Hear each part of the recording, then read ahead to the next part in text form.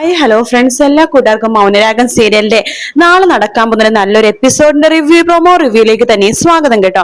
Channel ആദ്യമായിട്ടാണ് കാണുന്നെങ്കിൽ ഒന്ന് സബ്സ്ക്രൈബ് ചെയ്ത് ലൈക്ക് ചെയ്ത് സപ്പോർട്ട് ചെയ്യണേ. അങ്ങനെ നമ്മുടെ കാർത്തികയും അതുപോലെ തന്നെ കല്യാണിയും പ്രകാശിന്റെ ഒക്കെ ഓഡിറ്റോറിയത്തിൽ എത്തുന്നുണ്ട്. ദിലീപ് അതിന് പുറകിൽ തന്നെ എത്തിയിട്ടുണ്ട്. പക്ഷെ കിരൺ മാത്രം അവിടെ ഇല്ല കേട്ടോ. കിരൺ അപ്പോഴും മുകളിൽ കയറിയിട്ട് ഇങ്ങനെ ആരെങ്കിലും വരുന്നുണ്ടോ എന്ന് ഇങ്ങനെ നോക്കിക്കൊണ്ടിരിക്കുകയാണ്. അങ്ങനെ നമ്മുടെ ദിലീപിന്റെ അമ്മയടുത്ത് അമ്മ പറയുന്നുണ്ട്, നിങ്ങൾ ഒന്നും കൊണ്ട് പേടിക്കണ്ട, നിങ്ങൾ നല്ലൊരു സ്ത്രീയാണ്, അല്ലാന്നുണ്ടെങ്കിൽ ഇങ്ങനത്തെ ഒരു അവസ്ഥയിൽ ശരിക്കും പറഞ്ഞാൽ ഞങ്ങളെ കൈവിട്ടാനെ, മോനെ എന്തെങ്കിലും പറഞ്ഞ് ഭീഷണിപ്പെടുത്തിയാനെ ഞാൻ ആത്മഹത്യ ചെയ്യുമെന്നോ വിഷം കുടിക്കുമെന്നൊക്കെ പറഞ്ഞ് ഭീഷണിപ്പെടുത്തി ഈ വിവാഹത്തിൽ പിന്മാറ്റിപ്പിച്ചാൽ നിങ്ങൾ അതൊന്നും ചെയ്തില്ലല്ലോ, നിങ്ങളുടെ വലിയ മനസ്സാണെന്ന് പറയുമ്പോ ദിലീപിന്റെ അമ്മ പറയുന്നുണ്ട്, സത്യം പറഞ്ഞാല് പേടിയുണ്ടായിരുന്നു അമ്മേ, ഉള്ളിൽ മനസ്സിൽ നന്നായിട്ട് പേടിയുണ്ടായിരുന്നു. ഇനിയിപ്പോ എന്തെങ്കിലും ആവട്ടെ, കാരണം കാർത്തിക മോളെയൊക്കെ എനിക്ക് ഭയങ്കര ഇഷ്ടമാണ്. മോൾ എന്നോട് വിളിച്ചു പറഞ്ഞത് അപ്പോഴും ഈ വിവാഹത്തിന് പിന്മാറിക്കോ അമ്മേ എന്നാണ് എന്നോട് മോള് പറഞ്ഞത്. പിന്നെ എന്റെ മോന്റെ ഇഷ്ടം കൂടി ഞാൻ നോക്കണമല്ലോ, ഞങ്ങളെ സ്വാർത്ഥരാവാൻ പാടില്ലല്ലോ. പക്ഷെ എനിക്ക് ഈ വിവാഹത്തിന് പൂർണ്ണ സമ്മതമാണ്. പക്ഷെ എന്നാലും മനസ്സിലൊരു പേടിയാണ്, വിവാഹം കഴിഞ്ഞിട്ട് കാർത്തികക്കോ ദിലീപിനോ എന്തെങ്കിലും സംഭവിച്ചാ പിന്നെ ഞാൻ ജീവിച്ചിരുന്നിട്ട് കാര്യമുണ്ടോ? അമ്മോ പറയണ്ട, അങ്ങനൊന്നും സംഭവിക്കില്ല മോളെ, നല്ലത് മാത്രമേ നടക്കുള്ളൂ. എന്റെ മനസ്സ് പറയുന്ന ഗംഗ എന്ന് പറഞ്ഞവൻ അവൻ മരിക്കാൻ സമയമായിട്ടുണ്ട്. അതുകൊണ്ട് തന്നെയാണ് അവൻ ഇപ്പൊ ഒളിച്ചു കളിക്കണത്. ചില ദുഷ്ടന്മാരെ അങ്ങനെയാണ്, ദൈവം കുറച്ചു നാളുകൂടി ആയുസ് കൊടുക്കും, അതിനുള്ളിൽ അവൻ എന്തെങ്കിലുമൊക്കെ ചെയ്യേണ്ടതൊക്കെ ചെയ്തു കൂട്ടും. നമുക്ക് പ്രിയപ്പെട്ടവരുടെ ആയുസ് ചിലപ്പോൾ എടുക്കുകയും ചെയ്യും. പക്ഷെ എങ്കിൽ പോലും ഒരു കാര്യം ഉറപ്പാണ്, അവന് മരിക്കാനുള്ള സമയമായിട്ടുണ്ടെന്ന് തന്നെയാണ് ഈ അമ്മക്ക് തോന്നണത് എന്നൊക്കെ അമ്മ പറയുന്നുണ്ട് കേട്ടോ. അതിനുശേഷം പിന്നീട് കാണിക്കുന്ന ദിലീപും അതുപോലെ തന്നെ കൂട്ടരും കൂടി ആംബുലൻസിൽ ഇങ്ങനെ വന്നുകൊണ്ടിരിക്കുകയാണല്ലോ. അങ്ങനെ ആംബുലൻസ് ആ ഓഡിറ്റോറിയത്തിന്റെ വഴിയുടെ ഒരു സൈഡിലേക്ക് വെക്കുകയാണ്. വെച്ചതിന് ശേഷം ഗംഗ പറയുന്നുണ്ട്, ഇപ്പോ മുഹൂർത്തത്തിന്റെ സമയം വല്ലതും ആയിരിക്കും, എല്ലാവരും ഇപ്പൊ ഓഡിറ്റോറിയത്തിന്റെ ഉള്ളിലായിരിക്കും, എല്ലാവരും കെട്ട് കാണാൻ വേണ്ടി ഉള്ളിലായിരിക്കും, പുറത്ത് അങ്ങനെ ആരും ഉണ്ടാവില്ലെന്നാ വിചാരിക്കണത്. ഞാൻ പിൻവശത്ത് കൂടി കടക്കാം, പുറത്ത് അങ്ങനെ ആരെങ്കിലും ഉണ്ടെന്നുണ്ടെങ്കിൽ ഞാൻ പതുക്കെ അകത്തേക്ക് കയറിക്കോളാം. അവിടെ ഡ്രസ്സിംഗ് റൂമോ എന്തായാലും എത്ര ചെറിയ ഹോളാണെങ്കിൽ ഡ്രസ്സിംഗ് റൂം ഉണ്ടാവുമല്ലോ, അതിനുള്ളിൽ എങ്ങനെ ഒളിച്ചു നിന്നിട്ട് ഞാൻ കാര്യം സാധിച്ചോളാം, നിങ്ങൾ ഇവിടെ നിന്നോ, ആരെങ്കിലും വരുവാണെങ്കിൽ നിങ്ങൾ അപ്പൊ തന്നെ വണ്ടി എടുത്തോണ്ട് പോയിക്കോളണം എന്ന് ഗംഗ പറയുന്നുണ്ട്. അതിനുശേഷം ഗംഗയാണെന്നുണ്ടെങ്കിൽ വേഗം പുറകുവശത്തെ മതിൽ ചാടാൻ വേണ്ടി നോക്കുമ്പോ അവിടുത്തെ മതിലൊക്കെ ഭയങ്കര വലുതാട്ടോ. ഇനിയിപ്പൊ എങ്ങനെയാ ചാടാ, എന്തെങ്കിലും ആവട്ടെ വെച്ചിട്ട് എങ്ങനെയൊക്കെ വലിഞ്ഞു കയറി ചാടുന്നുണ്ട്. പക്ഷെ ഇതൊക്കെ തന്നെ കിരൺസ് കാണുന്നുണ്ട് കേട്ടോ. ഇവൻ വരട്ടെ, ഇവന്റെ കയ്യിൽ എന്തൊക്കെ ആയുധമുള്ളൂ നോക്കാം, ഇവൻ വരട്ടെ, ഇവനെ ആ സമയമാകുമ്പോ പിടിച്ചോളാം, ഇവനകത്ത് കയറട്ടെ. ഇപ്പൊ ഓടിപ്പോയി പിടിക്കാൻ നിന്ന് കഴിഞ്ഞാൽ അവിടെ നിന്ന് അവൻ ഓടി രക്ഷപ്പെടുകയേ ഉള്ളൂ. അതുകൊണ്ട് അവന് അകത്ത് കയറി കിട്ടട്ടെ എന്ന് കിരണും വിചാരിക്കണം. അകത്ത് കയറി കിട്ടിയ വാതിലും ജനലൊക്കെ ലോക്ക് ചെയ്ത് അവനെ പൂട്ടാലോ. അങ്ങനെ കിരൺ ഇങ്ങനെ നോയിക്കൊണ്ടിരിക്കുകയാണ്. അതേസമയം നമ്മുടെ മുഹൂർത്തത്തിന് സമയമാവാണ്. കാർത്തികടുത്ത് കല്യാണി പറഞ്ഞിട്ട്, ചേച്ചി ഇവിടെ ഇരിക്കെ, ഞാൻ രതീശ്വരനോട് പോയി പറഞ്ഞിട്ട് വരാം, ചെക്കനെ അവിടെ അതായത് മണ്ഡപത്തിൽ കയറ്റാണ്ട് ചെക്കനെ ഞാൻ കയറ്റാൻ വേണ്ടി രതീശ്വരനോട് പറയാം, ചേച്ചി ഇവിടെ നിൽക്കി, ഞാൻ വിളിക്കുമ്പോ വന്നാ മതി. അമലു അതുപോലെ തന്നെ കാദംബരി ചേച്ചിക്ക് അത് ആരതിയും തട്ടും ഒക്കെ താലവും ഒക്കെ ആയിട്ട് മുമ്പിൽ നടക്കണം, അതൊക്കെ ഞങ്ങൾ ചെയ്തോളാം എന്ന് പറയാണ്. അങ്ങനെ വേഗം തന്നെ കല്യാണി രതീശ്വരനോട് പറയണ്ട്, രതീശ്വരേട്ടാ സമയമായി മുഹൂർത്തത്തിന്, പയ്യന മണ്ഡപത്തിൽ ഇരുത്താണെങ്കിൽ ശരി കല്യാണി എന്ന് പറയാണ്. അല്ല കിരണേട്ടൻ എവിടെ എന്ന് കല്യാണി ചോദിക്കുമ്പോ രതീഷ് പറഞ്ഞത്, അത് കിരൺ സാർ ഇപ്പൊ വരും, താലികെട്ടുന്ന സമയത്ത് തന്നെ വരും കല്യാണി, കിരൺ സാർ ഇവിടെ തന്നെ ഉണ്ട്, മുകളിലത്തെ നിലയിൽ നിൽക്കാണെന്ന് പറയാണ്. ശരി എന്ന് പറയുന്നുണ്ട്. അങ്ങനെ എല്ലാവരും മണ്ഡപത്തിന് നേരെ വട്ടം ചുറ്റി നിൽക്കാട്ടോ. പ്രകാശനെ ചോദിക്കണ്ട കല്യാണം എടുത്ത്, മോളെ കിരൺ എവിടെ, താലികെട്ടുന്ന സമയം അവൻ എവിടെയെന്ന് ചോദിക്കുമ്പോ കിരണേട്ടൻ വരും വെച്ച അച്ഛൻ ടെൻഷൻ ആവൊന്നും വേണ്ട എന്ന് പറയുന്നുണ്ട്. അങ്ങനെ ദിലീപ് അവിടെ ഇരുത്താണ്. അപ്പൊ കല്യാണി പറഞ്ഞ ഞാൻ കാർത്തികച്ചനെ വിളിച്ചിട്ട് വരാന്ന് പറയാണ്. അങ്ങനെ കാർത്തികനെ വിളിച്ചുകൊണ്ട് നമ്മുടെ കല്യാണിയും കാദംബരിയും അമലും കൂടി വരുന്നുണ്ട്. കാദംബരി അമലും തട്ടൊക്കെ ആയിട്ടിട്ട് വരുന്നത്, അതായത് താലം പിടിക്കുന്ന തട്ടൊക്കെ പോലെ മുമ്പിൽ ഇങ്ങനെ പിടിച്ചിട്ടാണ് വരുന്നത്. അങ്ങനെ നമ്മുടെ കാർത്തിക വരുന്നുണ്ട്. കാർത്തിക പ്രകാശനാണ് പിടിച്ച് മണ്ഡപത്തിലേക്ക് ഇരുത്തുന്നത്. അതിനുശേഷം നമ്മുടെ കല്യാണ ചെക്കനും പെണ്ണും കൂടെ എല്ലാവർക്കും നമസ്തേ പറയാണ്.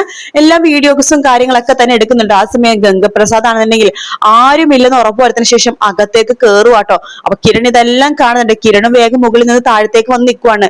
ഗംഗയുടെ തൊട്ടു പിന്നെ തന്നെ കിരൺ ഉണ്ട്. പക്ഷെ ഗംഗ ഇതൊന്നും അറിയുന്നില്ല. അവന്റെ വിചാരം ആരുമില്ല, സമാധാനമായിട്ട് അകത്ത് കയറി കാര്യം കഴിഞ്ഞിട്ട് തിരിച്ചു വരാം. വലിയ തോക്കൊക്കെ ഉണ്ട്, ദൂരത്ത് നിന്നിട്ട് വെടിവെച്ച് തെറിപ്പിക്കണ തോക്ക്. അങ്ങനെ ഒരു മൂലക്ക് ഒതുങ്ങിയിരിക്കുകയാണ് ഗംഗ. എല്ലാവരുടെ ശ്രദ്ധ താലി കിട്ടുന്ന സമയത്താണ്. അങ്ങനെ മുഹൂർത്തത്തിന്റെ സമയമാവാണ്.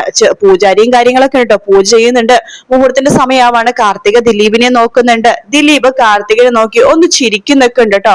അപ്പൊ പ്രകാശിനെ പ്രാർത്ഥിക്കാൻ, ഈശ്വര ഭഗവാനെ താലികെട്ട് അവനെ എന്റെ മക്കളെ കാത്തോളനെ എന്നിങ്ങനെ പ്രാർത്ഥിക്കുന്നുണ്ട്. കല്യാണി ഇങ്ങനെ കിരണിങ്ങനെ തപ്പുന്നൊക്കെ ഉണ്ട്, പക്ഷെ കാണുന്നൊന്നുമില്ല. പിന്നെ കല്യാണിക്ക് കാര്യം മനസ്സിലായി, താലികെട്ടുന്ന സമയത്ത് അവൻ എങ്ങാനും വരുമോ എന്ന് നോക്കാൻ വേണ്ടിയിട്ടായിരിക്കും കിരണേട്ടൻ അവിടെ തന്നെ നിൽക്കുന്നത് കല്യാണിക്കും മനസ്സിലായി. അങ്ങനെ താലികെട്ട് ആയട്ടോ. താലികെട്ട് ആകുമ്പോഴേക്കും നമ്മുടെ കല്യാണിയാണ് പിന്നെ ദിലീപിനെ കല്യാണം അങ്ങനെ ശ്രദ്ധിക്കുന്നില്ല. കല്യാണ പെണ്ണിന്റെ മുടിയൊക്കെ മാറ്റി കൊടുക്കണമല്ലോ. അങ്ങനെ ദിലീപ് താലി കെട്ടാൻ വേണ്ടി ഇങ്ങനെ താലിമാല ഇങ്ങനെ പിടിച്ചിങ്ങനെ നിൽക്കുകയാണ്. അപ്പൊ അതിന്റെ വീഡിയോസും ഫോട്ടോസും ഒക്കെ എടുക്കണമല്ലോ. അപ്പൊ അതിന്റെ വീഡിയോസും ഫോട്ടോസും ഒക്കെ എടുക്കുന്ന സമയത്താണ് ഈ ഗംഗപ്രസാദ് നേരെ പുറകേല് അവിടെ അങ്ങ് നിക്കാട്ടോ, തോക്കുമായിട്ട്. അങ്ങനെ പെട്ടെന്ന് ആരുടെ ശ്രദ്ധ പോലും, അത്ര ദൂരത്താണ് ഗംഗ നിൽക്കുന്നത്. അപ്പോ എല്ലാവരും ഈ കല്യാണം കാണുന്നതിന്റെ ആ ഒരു ധൃതിയിൽ അവരെ തന്നെ ദിലീപിനെയും കാർത്തികനെയും തന്നെ നോക്കിക്കൊണ്ടിരിക്കുകയാണ്. അവരാണ് സെന്റർ ഓഫ് അട്രാക്ഷൻ. അപ്പൊ അവരെ തന്നെ ഇങ്ങനെ നോക്കിക്കൊണ്ടിരിക്കണം. പക്ഷെ പ്രകാശൻ പെട്ടെന്ന് ഇങ്ങനെ നോക്കുമ്പോഴേക്കും ഈ ഗംഗേനെ തോക്കും പിടിച്ച് നിൽക്കണ പ്രകാശൻ കാണുന്നുണ്ട്. പക്ഷെ ഗംഗയുടെ തൊട്ടു പിന്നിലെ കിരൺ ഉണ്ട്. അത് ഗംഗയുടെ വിചാരം പിന്നിൽ ആരും ഇല്ലെന്നാണ്. പക്ഷെ പിന്നിൽ കിരൺ നിൽക്കുന്നുണ്ട്. കിരൺ പ്രകാശം നോക്കി മിണ്ടല്ലേ, കാരണം മിണ്ടിക്കഴിഞ്ഞ പ്രകാശന് എന്തെങ്കിലും ഒച്ചുണ്ടായി കഴിഞ്ഞാൽ അവിടെ താലികെട്ട് നിർത്തി എല്ലാവരും ഇവിടേക്ക് ശ്രദ്ധ തിരിക്കും, എല്ലാവരും പേടിക്കുകയും ചെയ്യും. അതുകൊണ്ട് തന്നെ കിരൺ പറയുന്നുണ്ട് മിണ്ടല്ലെന്ന് പറയാണ്. പ്രകാശൻ ഒന്നും അറിയാത്ത പോലെ തന്നെ അങ്ങനെ തന്നെ നിൽക്കാട്ടോ. ഗംഗപ്രസാദ് തോക്കിങ്ങനെ ചൂണ്ടിയിട്ട് ആ ഒരു ഇതിനെ പിടിച്ച് വലിക്കണിങ്ങിന്റെ സമയത്ത് തന്നെ കിരൺ പെട്ടെന്ന് തന്നെ ഗംഗേനെ പിടിച്ച് അവിടെ ഒറ്റ ഇങ്ങനെ മാറ്റാണ്. അതായത് ആരും അറിയാത്ത രീതിയിൽ അവിടെ നിന്ന് പിടിച്ച് മാറ്റാണ് ചെയ്യണത്. അങ്ങനെ ദിലീപ് കാർത്തികയുടെ കഴുത്തില് താലി കെട്ടുന്നുണ്ട്. എല്ലാവരും പൂവൊക്കെ എറിഞ്ഞ് അവരെങ്ങനെ സ്വീകരിക്കാണ്. അങ്ങനെ എല്ലാവരും അങ്ങനെ നിൽക്കുന്നുണ്ട്. അപ്പൊ താലികെട്ട് കഴിയുമ്പോ തന്നെ പ്രകാശനും അതുപോലെ തന്നെ രതീഷും എല്ലാവരും ഇത് അറിയുന്നുണ്ട്. കിരൺ ഇങ്ങനെ ഗംഗേനെ പിടിച്ച് പൂശാൻ പോണ കാര്യം. അപ്പോഴേക്കും പിന്നെ അവിടെ ഭയങ്കര ഫൈറ്റ് ആവാട്ടോ. ഗംഗേനെ എല്ലാവർക്കും കിട്ടിയതിന്റെ സമാധാനത്തിലാണ്. അപ്പോ രതീഷിനോട് കിരൺ പറയുന്നുണ്ട്, രതീഷെ വേഗം എല്ലാ ജനലും വാതിലൊക്കെ അടച്ചിടാൻ വേണ്ടി പറഞ്ഞു, ഒരു പഴുത് പോലും കൊടുക്കരുതിന് പുറത്തു പോകാനായിട്ട്. എന്നിട്ട് പറയുന്നുണ്ട് കല്യാണ പെണ്ണിനെയും ചെക്കനെയും അതുപോലെ തന്നെ എല്ലാവരെയും കൂട്ടിക്കൊണ്ട് അപ്പുറത്തെ ഡ്രസ്സിംഗ് റൂമിൽ പോയിട്ട് വാതിലടച്ച് നിൽക്കാൻ പറയുന്നുണ്ട്. അപ്പൊ ദിലീപ് വരാൻ പോകുമ്പോഴേക്കും കിരൺ പറഞ്ഞിട്ട്, വേണ്ട ദിലീപ്, നീ ഇപ്പൊ കാർത്തികയുടെ കൂടെ നിൽക്കണം, അവിടെ ഒരു ആണ് വേണമല്ലോ കൂടെ, ഇവരുടെ പെണ്ണുങ്ങളുടെ കൂടെ, നിങ്ങൾ അവിടെ പോയി നിൽക്കാൻ വേണ്ടി പറയണം. അങ്ങനെ ദിലീപിനെ അവിടെ മാറ്റുന്നുണ്ട്. പിന്നീട് പ്രകാശിനും അങ്ങോട്ടേക്ക് മാറ്റുകയാണ്. ആകെ അവിടെ ഉള്ളത് കിരണും രതീഷും വേലും അതുപോലെ തന്നെ നമ്മുടെ ഗംഗപ്രസാദ്, അങ്ങനെ ഹരിയേട്ടൻ, അങ്ങനത്തെ കുറച്ചു പേര് മാത്രമേ അവിടെ ഉള്ളൂ. അങ്ങനെ കിരണും എല്ലാവരും കൂടി ചേർന്ന് ഗംഗേനെ അടിച്ചൊതുക്കുവാട്ടോ. ഗംഗക്ക് നേർക്ക് നേരെ വന്ന ഒന്നും ചെയ്യാൻ പറ്റില്ല. പുറകേന്ന് വന്നിട്ട് കുറെ അടിക്കാനും പിടിക്കാനും ഷൂട്ട് ചെയ്യാനും കത്തി എറിയാനും മാത്രമേ അറിയുള്ളൂ.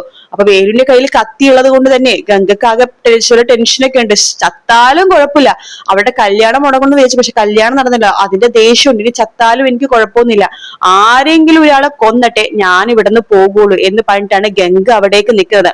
പക്ഷെ ഗംഗക്ക് ആരും കൊല്ലാൻ പറ്റില്ല കേട്ടോ. ചില കയ്യും മുറിഞ്ഞു കാലും മുറിഞ്ഞൊക്കെ എല്ലാവരും പറ്റുമെന്നുണ്ടെങ്കിലും ഗംഗയായിട്ട് ആരെയും കൊല്ലുന്നില്ല. പക്ഷെ ഗംഗ മരിക്കോ ഇല്ലയോ എന്നുള്ളത് നമുക്ക് ചൊവ്വാഴ്ചത്തെ എപ്പിസോഡിൽ അറിയാൻ പറ്റുള്ളൂ. മരിക്കും എന്ന് തന്നെയാണ് എനിക്ക് തോന്നുന്നത് കേട്ടോ. ഇനിയിപ്പോ ഗംഗനെ ജീവനോട് നിർത്തിയിട്ട് കാര്യമില്ലല്ലോ. ഇനിയിപ്പോ വേറൊരു വില്ലത്തിൽ നമുക്ക് വന്നിട്ടുണ്ടല്ലോ, സരയു. അതെ, അതുകൊണ്ട് തന്നെ ഗംഗക്കിന് മരിക്കാം. ഇനി സരയു ബാക്കി കാര്യങ്ങൾ നോക്കിക്കോളും. സരയു ഒന്ന് ഓക്കെ ആയിട്ട് വരുമ്പോഴേക്കും പിന്നെ അവിടെ നിന്ന് ആ വിക്രം പരോളിൽ ഇറങ്ങിയിട്ട് പിന്നെ വിക്രവും കൂടെ കൂടിക്കോളും. അങ്ങനെ പല പല കാര്യങ്ങൾ. പിന്നെ സ്റ്റെഫി ഉണ്ടല്ലോ എല്ലാത്തിനുമായിട്ട്.